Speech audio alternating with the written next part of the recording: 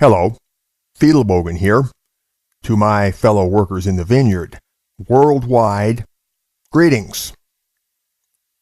The title of today's talk is PUAs and the Rest of Us. Never the Twain shall meet. I have made known a time or three that I disclaim moral, spiritual, or political affiliation with the PUA gamer community. And for quite a while I have wanted to compose a long article that would explore the reasoning behind this. But I have procrastinated, mainly because I find the subject distasteful and depressing. But I have done well to put off that project, for it has given me time to hone my thoughts to a point of ideal brevity and clarity. There is, I submit, an essential conflict between the PUA gamer community on the one side and the MRA MGTOW masculinist grouping on the other. This conflict is irreducible, meaning that it cannot be resolved or even effectively patched over unless one side or the other discards its worldview and philosophical outlook altogether. Very well. For convenience, I will call the MRA MGTOW masculinist group the 3M sector, and the PUA gamer group the PUA sector. And the core difference between these sectors is easily summarized. Quite simply, the PUA cultural ethos is grounded in the oppositional binary of sexual winners versus sexual losers. In their scheme of things, you are either a player or a poor, desperate chump. There is no in-between, no intervening gray spectrum, and more significantly, no alternative taxonomy of any kind. These categories are force-fitted as a social definition, and your self-definition counts for diddly. By contrast, the 3M community believes that the sexual winner-loser binary is immoral, perverse, and unbrotherly, and ought to be put out of operation as a societal paradigm. This conviction is reinforced by the observed behavior of PUAs, who wish to impose their cultural frame upon the entire pro-male world, and to define their own relationship to the rest of that community accordingly. In short, they wish to dominate the pro-male world and to remake it in the PUA image. And so, PUAs have gotten the name of being crass manipulators, power gamers, and Philistines, and are generally cold-shouldered by vanguard members of the 3M sector. All right.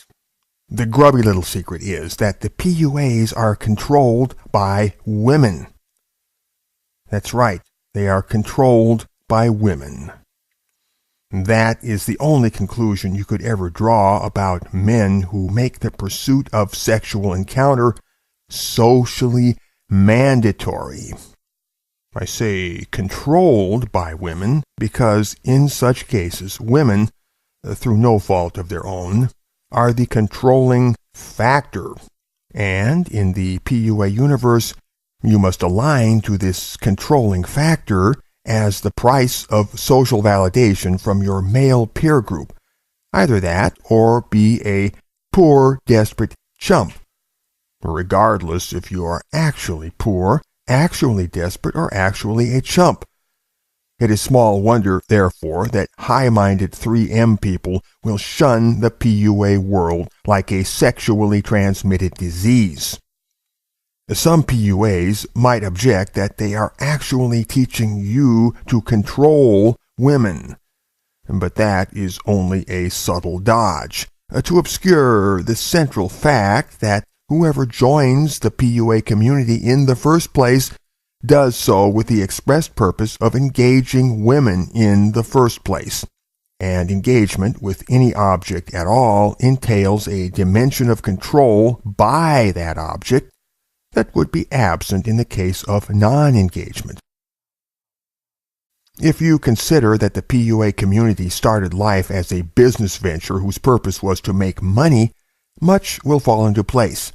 To this very day, it bears the stamp of its mercantile origins. The idea is to sell a product, and, as modern marketers will do, it encourages a need for this product, whether the product is necessary or not. And that is why you will never get the PUA culture to allow, on its collective mind level, that the pursuit of sexual encounter is optional, i.e., that one is permitted to opt out.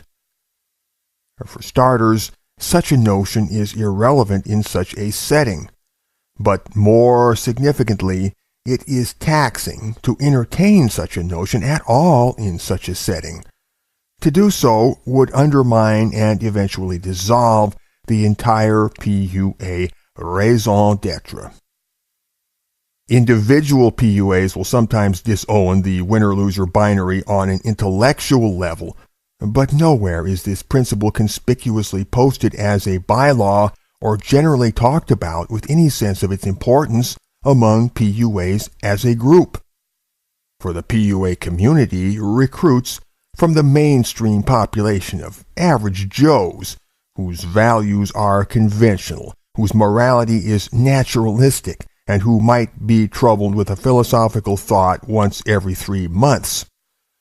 In other words, just the people who would be amenable to such manipulation as we have described, and disinclined to think outside of that particular box. The PUA is backward-looking, reactionary, counter-revolutionary, rooted in the age-old social pecking order among men, which makes women a controlling factor in men's lives.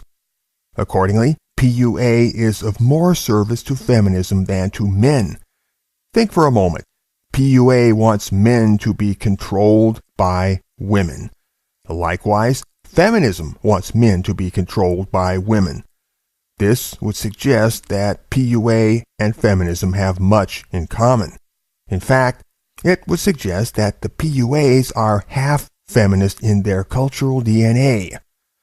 It would also suggest that the PUA relationship with feminism is paradoxical, and observation bears this out, given that the feminists hate the PUAs even though the PUAs are a tremendous help to them. This, as I say, is paradoxical. And since it will do us no immediate good to contemplate that paradox, I will proceed to other matters. The PUA sector sells its product by manipulating the age-old male fear of either not getting laid or being perceived as not getting laid.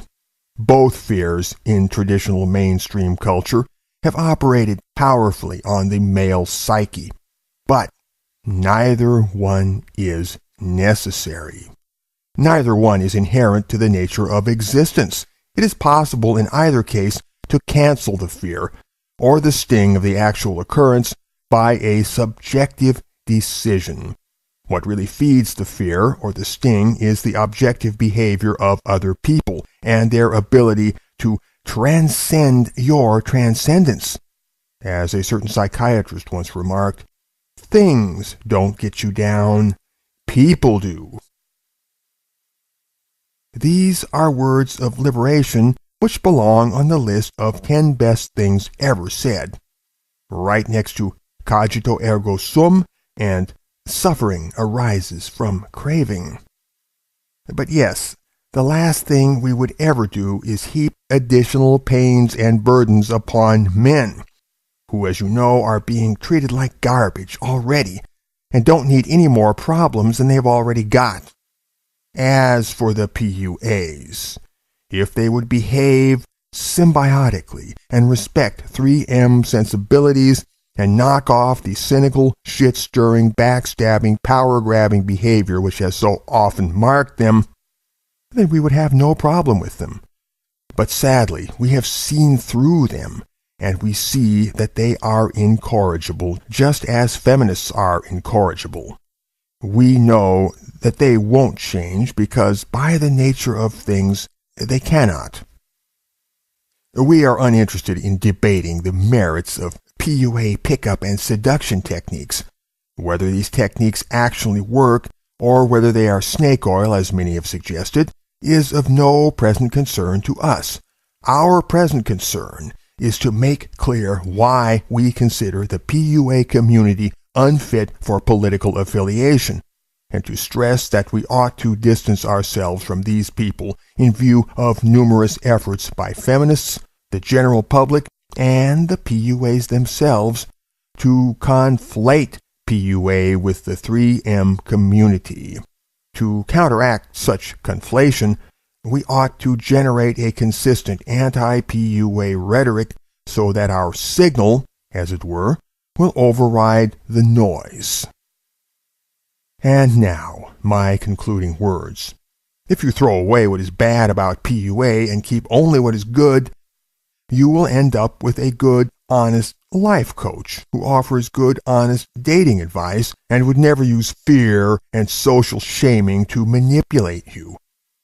Likewise, if you throw away what is bad about feminism and keep only what is good, you will end up with a good, honest, liberal humanist who wants only the best for everybody and would never use fear and social shaming to manipulate you. You see, in either case, you would be throwing away what is essential to the thing in question. For both PUA and feminism, their essence is their badness. And whatever is good about them is only a cover story to camouflage what is bad about them. And that is the last thing I've got to say about all of this. Take care. Thielebogen. Out.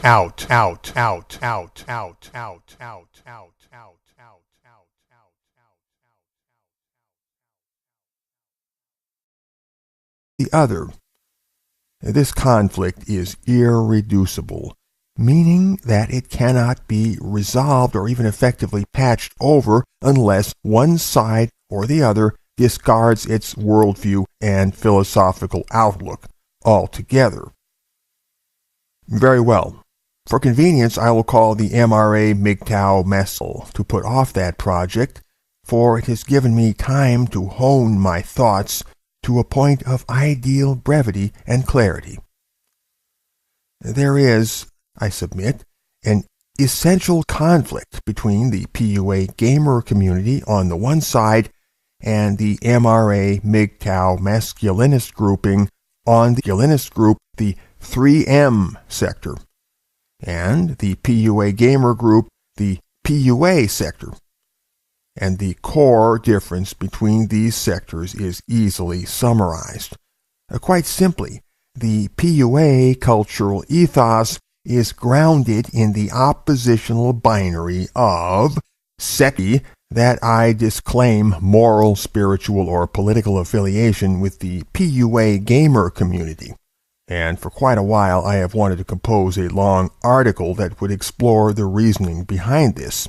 But I have procrastinated, mainly because I find the subject distasteful and depressing.